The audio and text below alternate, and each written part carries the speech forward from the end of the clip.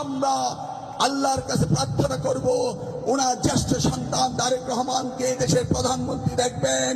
আমরা আবার ওনার সাথে কাজ করব, আমরা আবার কচুয়ার শিক্ষা ব্যবস্থাকে পরিবর্তন করব, আমরা সারা দেশের শিক্ষা ব্যবস্থাকে পরিবর্তন করব। আমি জানি তারেক রহমান শিক্ষাকে সবচেয়ে বেশি ভালোবাসেন।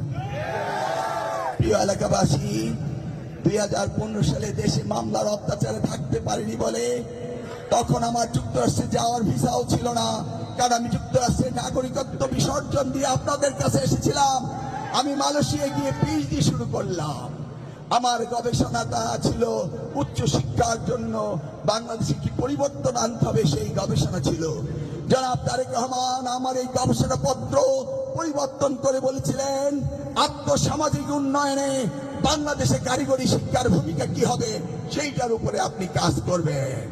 আজকের প্রেক্ষাপটে জনাব তারেক রহমান বাংলাদেশের এই বিশাল মানব সম্পদকে, এই মানব গোষ্ঠীকে কিভাবে মানব সম্পদে রূপান্তরিত করা যায় সেই বিষয়ে তিনি গবেষণা করছেন এবং সেই বিষয়ে আমাকে গবেষণা করিয়েছেন।